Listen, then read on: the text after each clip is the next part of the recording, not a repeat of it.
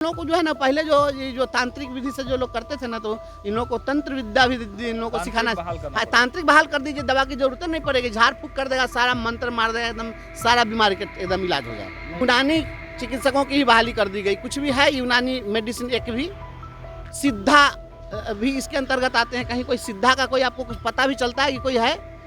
आयुर्वेदिक डॉक्टरों की आपने बहाली कर दी। ये सब डॉक्टर क्या करेगा? वहाँ मंत्र पढ़ेगा जा करके अस्पताल में जहाँ पर पोस्टेड है। ये झाड़ फूक करते हैं क्या? ये बात पूछना चाहिए। ये जवाब तो कुछ देते नहीं है ये लोग।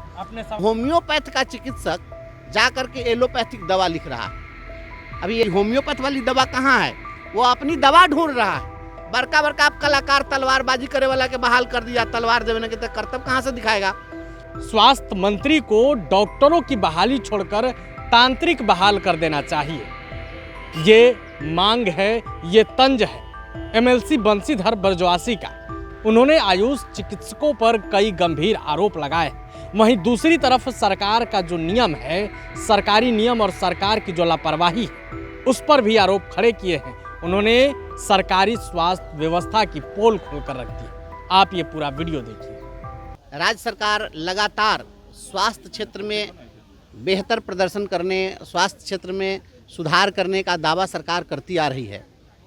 भवन बनाए जा चुके हैं, अस्पतालों में बड़े पैमाने पर भवन बन गए हैं और उसमें आयुष चिकित्सकों की बहाली हुई है। आयुष चिकित्सक के अंतर्गत जो है, आयुष लिखा जाता है AYUSH। तो ए से आयुर्वेदिक, Y से योगा, U से यूनानी, S से सिद्धा और H से होम्योपैथिक। ये 5 तरह के चिकित्सक आयुष चिकित्सक के श्रेणी में आते हैं।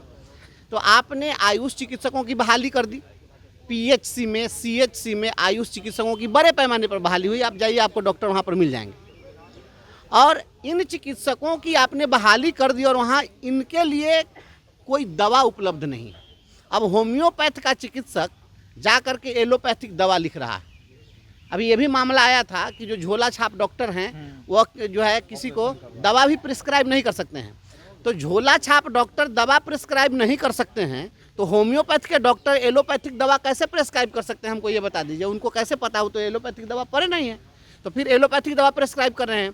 तो ये होम्योपैथ का डॉक्टर और जाइएगा तो कहेगा जो पेंटोपराजोल, रेबिप्राजोल, अल्बेंडाजोल, ये जोल के झोल वाला झोली लेके घूम रहा है। होम्योपैथ का डॉक्टर है, उसमें होम्योपैथ की गोली है ये नहीं है। मैथ के स्टूडेंट से साइंस का सवाल। अब बताइए, इस तरीके से मैथ साइंस में तो थोड़ा सा कुछ रिलेशन भी है, ये एकदम क्वाइट डिफरेंट है ना। आप कहिए कि फारसी के टीचर को आप कह रहे हैं कि अंग्रेजी पढ़ाइए, हिंदी पढ़ाइए और मैथिली पढ़ाइए, तो इस तरीके से। अब ये बताइए कि ये होम्योपैथ का डॉक्टर ये अल्बेंडाजोल की दवाई लिखेगा, पेंटोपराजोल, रेबिप्राजोल लिखेगा, तो ये होम्योपैथ वाली दवा कहाँ है?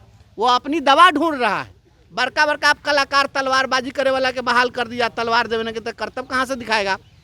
सबसे और आश्चर्यजनक बात यह है, यूनानी चिकित्सकों की ही बहाली कर दी गई। कुछ भी है यूनानी मेडिसिन, एक भी सिद्धा भी इसके अंतर्गत आते हैं। कहीं कोई सिद्धा का कोई आपको कुछ पता भी चलता है कि कोई है? आयुर्वेदिक डॉक्टरों की आपने बहाली कर दी। ये सब डॉक्टर क्या करेगा? वहाँ मंत्र पढ़ेगा जा करके अस्पताल में जहाँ पर पोस्टेड है। ये झाड़ फूक करते हैं क्या? ये बात पूछना चाहिए। ये जवाब तो कुछ देते नहीं है ये लोग। हमने सवाल उठाया, उन्होंने कहा कि हम इसको दिखवा लेते हैं। बस देखना है, दिखवाना है। और हम भी चश्मा लगा के देख रहे हैं कि भाई कहाँ पर क्या हो रहा है। तो ये स्थिति बनी हुई है। अब बिना डॉक्टर का अस्पताल तो है, डॉक्टर बीमार है, तो कैसे चलेगा? तो ये इस तरीके से चिकित्सा नहीं। और सबसे बड़ी बात यह है कि होम्योपैथ के डॉक्टर को आप नाइट ड्यूटी में लगा देते हैं। नाइट ड्यूटी में अधिकांश जो केसेज आते हैं वो इमरजेंसी केसेज आते हैं। और उस इमरजेंसी केस में सर्जरी करनी पड़ती है। कोई मारपीट कर लिया, उसका माथा कटा फटा हुआ, वह उनके क्षेत्राधिकार में रहता ही नहीं है। ऐसे डॉक्टर को आप रात में तंग करते हैं उनकी ड्यूटी लगा करके। ये आईवास हो रहा है। यह चिकित्सा क्षेत्र में सुधार के नाम पर आईवास हो रहा है। इसीलिए हमने कहा है कि ये जितने भी डॉक्टर हैं इनको आप दवा उपलब्ध कराइए, इसके लिए आप व्यवस्था करिए। माननीय मंत्री ने कहा कि हम इसको देखते हैं, दिखवाते हैं। वो ठीक काम नहीं कर रहे हैं आप? देखिए, मंत्री जी क्या कर रहे हैं वो तो जनता से पूछिए ना। हम तो कह रहे हैं कि ठीक कर रहे हैं कि आप बेठीक कर रहे हैं, वो तो आप लोग भी इसका मूल्यांकन करिए। डॉक्टर बहाल है, दवा लापता है, तो दवा है ये नहीं तो डॉक्टर इलाज कौन चीज़ से करेगा? सांप काट लेगा तो जाके उसको नली पकड़ के झाड़ फूक करेंगे? क्या करिएगा आप? उसके लिए तो जो प्रॉपर ट्रीटमेंट की जो दवा है वह दवा न दीजिएगा। तो डॉक्टर के पास में दवाई है, दवा विहीन डॉक्टर है। दवा तो बड़े बड़े सरकारी हॉस्पिटलों में नहीं, आपके इनकम टैक्स चौराहे पर भी गार्डिनर है वहाँ भी दवा हाँ नहीं ठीक है, तो बिना दवा के तो अब इन लोगों को जो है ना, पहले ये जो तांत्रिक विधि से जो लोग करते थे ना, तो इन लोगों को तंत्र विद्या भी इन लोगों को तांत्रिक सिखाना। बहाल करना हाँ, तांत्रिक बहाल कर दीजिए, दवा की जरूरत नहीं पड़ेगी, झाड़ फूक कर देगा, सारा मंत्र मार देगा, एकदम सारा बीमारी का एकदम इलाज हो जाएगा। नहीं। लेकिन आपके इस बयान से फिर एक सवाल ये भी उठेगा कि आप किसी की आस्था पर चोट पहुँचा रहे हैं। आस्था, तंत्र विद्या आस्था में नहीं आता है, आस्था ईश्वर में विश्वास में होता है। ये झाड़ फूक में जो है कोई किसी की आस्था नहीं होती है, और झाड़ फूक को प्रतिबंधित किया गया है।